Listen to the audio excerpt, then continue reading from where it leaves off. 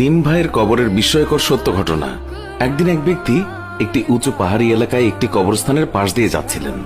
বেশ কিছুক্ষণ যাওয়ার পর হঠাৎ তার চোখে পড়ল তিনটি কবর, এবং তিনি লক্ষ্য করলেন যে প্রত্যেকটি কবরে যেন কিছু একটা লেখা আছে।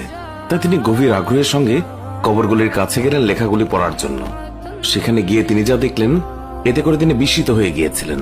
কবরের এই লেখাগুলো পড়ে সেগুলোর সঠিক অর্থ খুঁজে বের করার জন্য তিনি ওই এলাকার একজন বৃদ্ধ জ্ঞানী আলেমের কাছে গেলেন, এবং তিনি তাকে জিজ্ঞাসা করলেন, আপনি কি এদের অর্থাৎ এই কবরগুলির কাহিনী জানেন?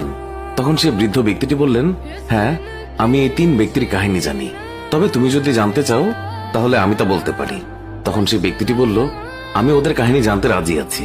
তার সেই কথা শুনে বৃদ্ধ ব্যক্তিটি বলল, চলো, আমি আজ তোমাকে এই তিন ব্যক্তির কাহিনী শোনাবো। এই তিনটি কবর হলো তিন ভাইয়ের।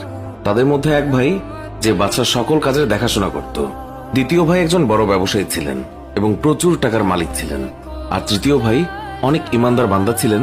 তিনি তার সারাটা জীবন আল্লাহর পথে ইবাদত করে কাটিয়েছেন। হঠাৎ একদিন দুই ভাইয়ের কাছে তাদের ইমানদার ভাইয়ের অসুস্থতার খবর এসে পৌঁছালো। ফলে তার দুই ভাই তাদের ইমানদার ভাইয়ের কাছে তাড়াতাড়ি চলে গেলেন। সেখানে গিয়ে তারা দেখলেন তাদের ভাই শেষ নিঃশ্বাস গুনছে। তারা তাদের ভাইকে জিজ্ঞাসা করলেন, তোমার কি কোনো শেষ ইচ্ছে আছে, বা তুমি তোমার সম্পত্তিগুলোকে তোমার ছেলে মেয়েদের মধ্যে কিভাবে ভাগ করতে চাও? আমাদেরকে বলো, আমরা তাই করব। তখন মৃত্যুশয্যায় তার ভাই বললেন, তাদের দেওয়ার মতো আমার কাছে কিছুই নেই। তাহলে তুমি আমাদের সম্পত্তির কিছু অংশ নাও, আর সেই অংশ দিয়ে তোমার ছেলে মেয়েদের ইচ্ছে পূরণ করে যাও, বা তোমার মনের শান্তি পূরণ করে যাও। তখন এই ইমানদার ব্যক্তিটি বললেন, না, আমার কোনো কিছুর দরকার নেই। তাই তখন তিনি তার ব্যবসায়ী ভাইকে বললেন, ভাই, তুমি আমার একটি কাজ করবে। আমি যখন মৃত্যুবরণ করব আর আমাকে গোসল করানোর পর যখন কবর দেয়া হবে, তখন আমার কবরের উপর লিখে দিবে যে পার্থিব বা দৈনন্দিন জীবনের সফলতা গ্রহণ কি কোনো কাজে আসতে পারে? পৃথিবীর সফলতা আখিরাতের কোনো কাজে আসবে না, আর আল্লাহ তাআলা পৃথিবীর সকল কাজের হিসাব নেবেন। যদি ভালো কাজ করে থাকেন তাহলে ভালো ফল পাবেন, আর যদি খারাপ কাজ করে থাকেন তাহলে খারাপ ফল পাবেন। আর এই কথাগুলি লিখে দেওয়ার পর পরপর 3 দিন আমার কবরের কাছে যাবে।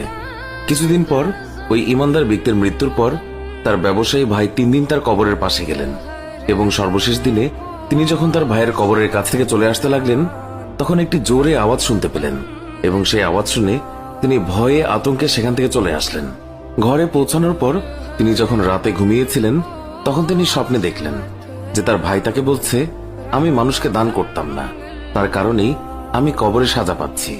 স্বপ্ন দেখার পর ওই ব্যক্তি নিজের ধন সম্পদ সব বিলিয়ে দিয়ে, সব আরাম আয়েশ ত্যাগ করে দিয়ে আল্লাহর পথে ইবাদত করার জন্য মুসাফিরদের সাথে চলে গেলেন। তিনি এক জায়গা থেকে আরেক জায়গায় সফর করে বেড়াতেন।